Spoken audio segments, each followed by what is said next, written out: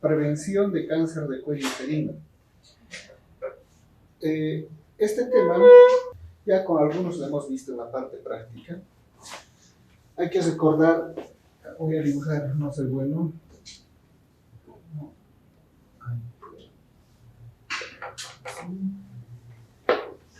Es el cuello uterino, visto lateralmente. Estas son las células exocervicales, ¿no? Exocervix, y este es el endocervix. Entonces ambas están estructuradas por un tipo de epitelio. El exocervix es epitelio plano, estratificado, no queratinizado, ¿no? El exocervix.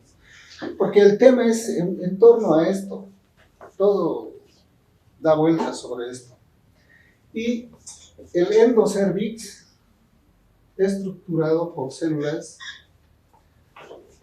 es decir, epitelio cilíndrico, simple, glandular. Y esta zona de unión se llama zona de lucha de epitelios, zona de transformación. Es donde generalmente se origina el cáncer de cuello uterino. Si se acuerdan, el Papa Nicolau es un estudio citológico, esta es la placa, que tiene el objetivo de extraer células, ¿no? Por eso es citológico, del exocervix con la espátula y con el cepillo del endocervix, ¿no? Y en ambos casos puede haber determinación de células displásicas o cancerígenas. Ahora, el Papa Nicolau les decía que es un estudio citológico que clasifica en 5, ¿no? PAP 1, 2, 3, 4 y 5. El PAP 1 es un Papa Nicolau normal. Es un epitelio sano que no se encuentra ningún tipo de alteración. El PAP 2 es un inflamatorio.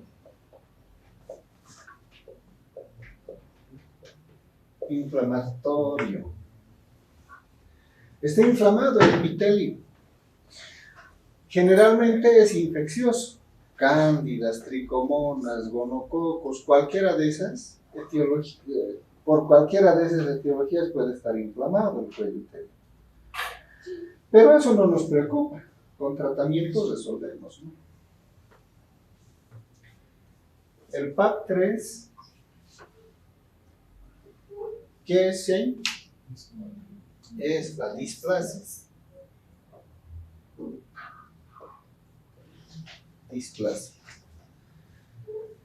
¿Qué es displasia? La displasia es una alteración en la arquitectura celular del epitelio. Este epitelio normalmente está estructurado por capas de células planas, ¿no? Entonces, en la displasia estas células pueden estar paradas, inclinadas, echadas, ¿no? Todo desorganizada la célula. O sea, se alteró la arquitectura del epitelio. Esa es la displasia. El PAP 4, el patólogo dice algo no está bien, sospechoso,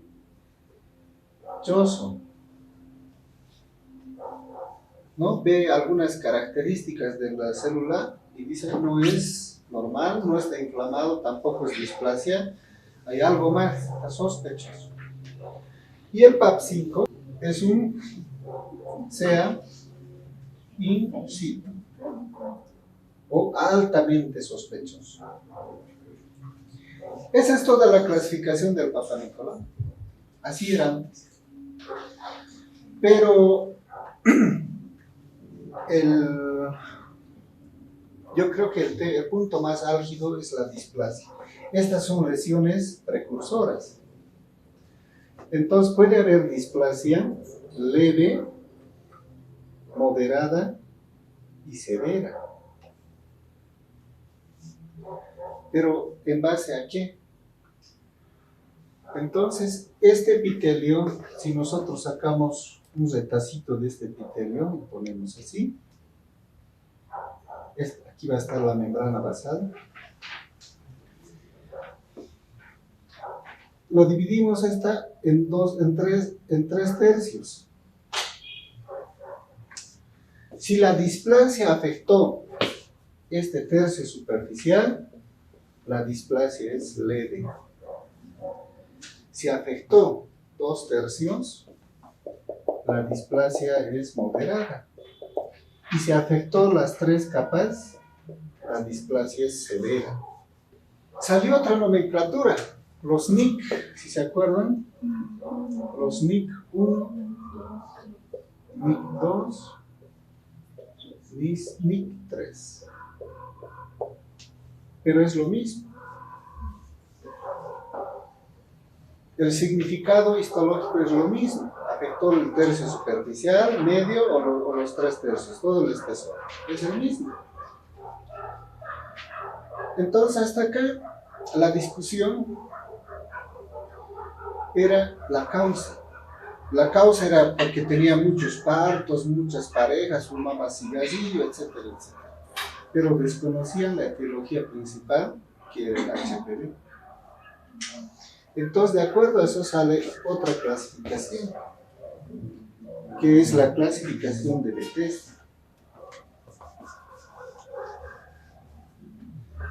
La clasificación de Bethesda, aquí este va a ser el LIE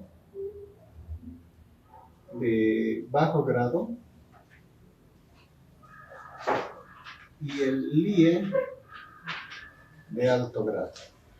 Entonces, de acuerdo a esto, el NIC1 o displasia leve correspondería al LIE bajo, de lesión intraepitelial de bajo grado.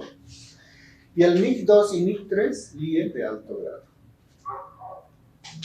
Lesión intraepitelial de alto grado. Pero ahora, ¿por qué no? Pareciera lo mismo.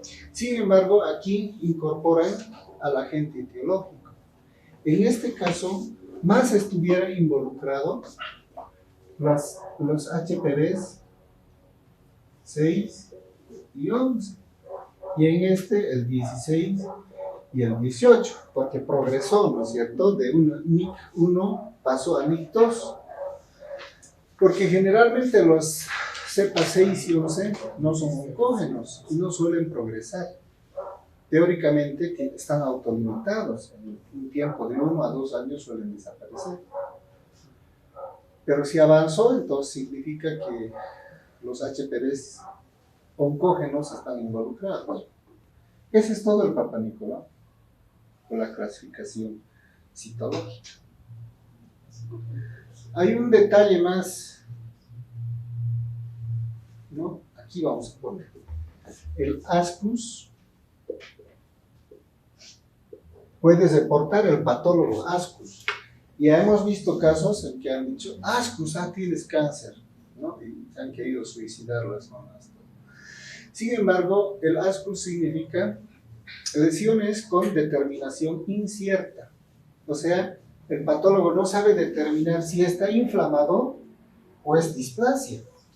Es por eso que el Papa Nicolau debemos hacerla después de un tratamiento, no es en cualquier momento. Debemos tratarla primero si es que hay infección para evitar este tipo de resultados.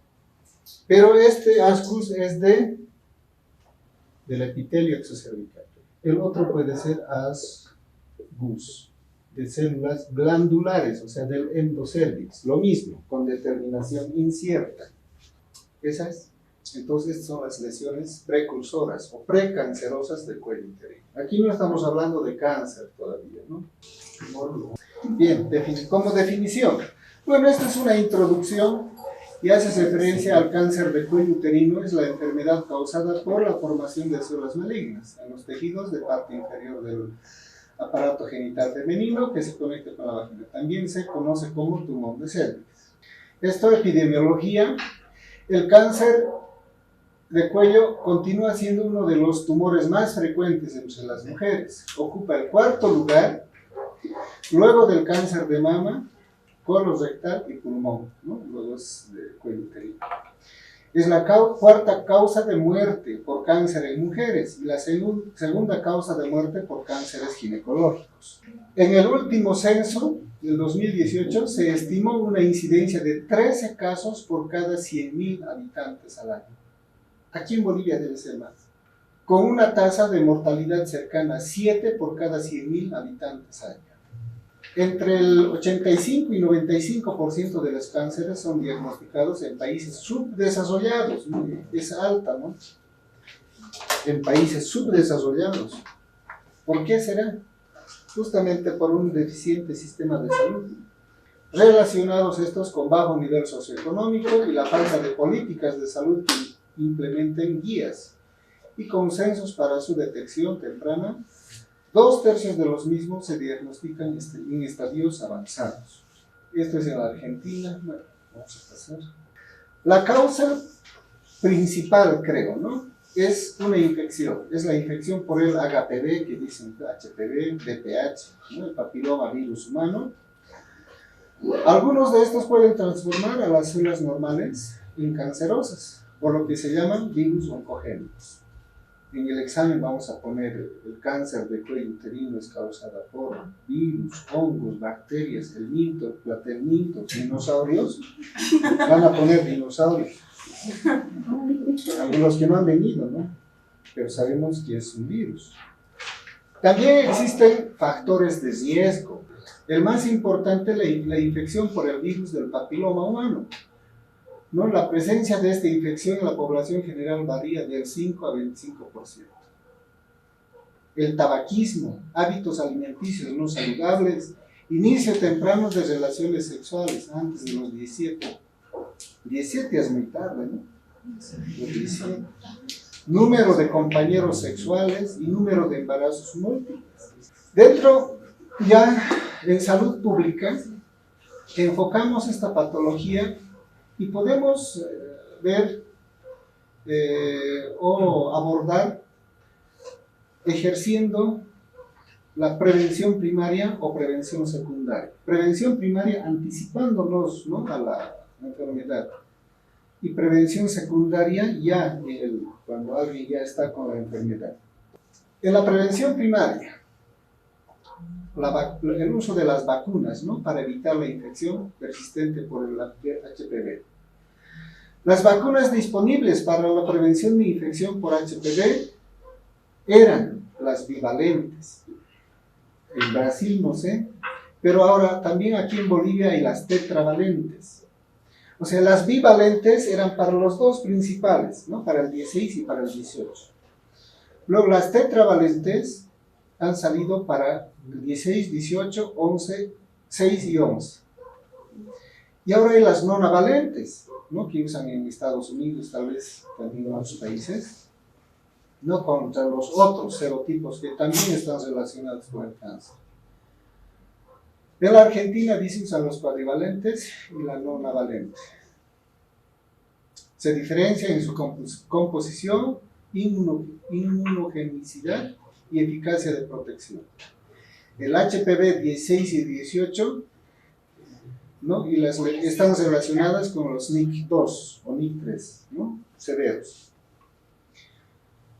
La variedad tetravalente se aplica en 2 o 3 dosis según la edad, entre los 9 y los 14 años.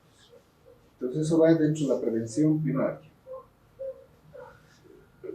La prevención secundaria, pruebas de tamizaje. Dentro de ellos está pues el Papa Nicolau, ¿no?, establecer personas, que nos va a permitir establecer personas susceptibles o no de padecer cierta enfermedad en cualquier momento de la vida, y de manera estandarizada conocer el estado en el que se encuentra determinado grupo poblacional en torno a una situación médica o una enfermedad. El tamizaje cérvico-uterino ha demostrado disminuir la mortalidad asociada a esta patología. Según las guías de manejo del 2015, ¿no?, de las sociedades de oncología, ginecológica y patología gastrointestinal, recomiendan el tamizaje entre los 21 y 25 años o a los 3 años de inicio de las relaciones sexuales. Se acepta anticiparlo en aquellas pacientes en las que el médico lo considera apropiado. Por ejemplo, en hijos de madres que toman el tamoxifeno, que suele ser un fármaco que origina precozmente el cáncer. Individuos inmunosuprimidos, ¿no?, y VIH positivos deben iniciar el tamizaje al año del inicio de las relaciones sexuales. Son grupos poblacionales de mayor riesgo por la inmunodepresión. Dentro de las modalidades de tamizaje existen dos modalidades. Puede ser una citología sola, ¿no?, o citología y evaluación colposcópica al mismo tiempo. Aquí en Bolivia está implementado y está vigente el uso de citología más colposcopía. PAP, así lo llamamos, PAP más inspección visual con ácido acético. IVA, después PAP, IVA. Entonces, citología más IVA hacemos acá. O puede ser solo test de BPH-HPV o un cotest, ¿no?, de BPH y citología. El objetivo, examinar las células del cuello uterino. Criterios, esto es importante saber, el Papa Nicolau no se hace en cualquier momento, existen requisitos. La paciente no debe tener sangrado de ningún tipo, no debe tener duchas vaginales, no ecografías transvaginales, no óvulos dentro de las 48 horas previas, no relaciones sexuales durante 2 días antes, porque si no, en la placa va a salir flagelados. Implementos. ¿Qué necesitamos? Cuando vayan a la práctica, vamos a hacer Papa Nicolau, tienen que ver que tenga un espéculo, espátula de aire para el exocervix, cepillo. Algunos solo espátula preparan, ¿no? Deben tener espátula, cepillo, el portaobjetos y el fijador. Toma exocervical. Se debe retirar el moco del cervix con la espátula sola si la cantidad es exagerada. Colocar la espátula contra el cuello uterino con la parte más larga en el conducto cervical. Realizar con una ligera presión no más de 2 giros de 360 grados para evitar sangrados. Si la espátula no abarca la zona de transformación, esa zona de unión, de lucha de epitelios que dijimos, se la hará girar las veces necesarias para obtener muestra completa. Toma endocervical, introducir el cepillo suavemente en el canal endocervical hasta que solo queden expuestas las cerdas inferiores. Entonces no se pone solo la puntita. Realizar un giro de 180 grados en una dirección. El cepillo endocervical es un recolector, no una alegra, no podemos estar haciendo así, ¿no? Se introduce y se hace dar una vueltita. Un cepillado excesivo puede producir hemorragia, que va a generar artefactos en la muestra. Este es otro detalle importante, ¿no? Seguramente han visto que espéculo, espátula y a la placa así. No es así. Mire, el material se extenderá en la cara superior de un único porta, la misma en la que se rotula, ¿no? La extensión de la toma exocervical en el cristal se hace próxima a la zona esmerilada y la toma endocervical en la parte externa del cristal, o sea, más distal. Así se debe tomar la muestra. La espátula se aplicará con suavidad pero con firmeza y se deslizará sobre el cristal rápida y uniformemente, sin despegarla del porta. No se debe pasar más de una vez, no más de una vez. Se pretende dejar una capa fina de células que sea valorable. El cepillo se hace rotar sobre el cristal con una sola pasada. El objetivo es el mismo que con la espátula, depositar en el porta material que sea valorable. No lo va a hacer como un licuado, pues así, ¿no? La fijación se debe realizar inmediatamente después de la extensión para evitar el secado de la toma. La fijación debe aplicarse a una distancia aproximada de 20 a 30 centímetros, no menor para evitar la destrucción de las células. Bueno, esto hay que rotular en la hoja, ¿no? dependiendo al tipo de formulario que se tenga. Envío de la muestra al servicio de anatomía patológica. Una vez fijado el portaobjeto, se enviará al laboratorio de anatomía para su proceso diagnóstico e informe. El envío del cristal del portaobjeto se realizará en contenedores especiales para este cometido. Esta nomenclatura está incompleta. Aquí hagan de cuenta que aquí la vamos a poner esa la que hemos descrito en la pizarra. Dentro de estamos en la prevención secundaria, ¿no? Era la citología. No vamos a entrar en detalle de esto, pero otro de los estudios que se hacen son los test moleculares para la detección del HPV. Los test moleculares, ¿no? La captura de híbridos y el test COVA. No vamos a profundizar. Otro de los estudios es la colposcopía, dentro de la prevención secundaria. Es una técnica dinámica en la cual se utiliza ácido acético al 5% que produce una desnaturalización reversible de proteínas celulares y una vasoconstricción. Los virus del HPV son virus intracelulares obligatorios. Entonces estos virus, una vez que ingresan a la célula, inician o empiezan a producir proteínas propias para el virus, que son diferentes a las células. Entonces, cuando uno le pone el ácido acético, estas proteínas se coagulan, se vuelven blancas, ¿no? Entonces, ese es el fundamento de aplicar el ácido acético.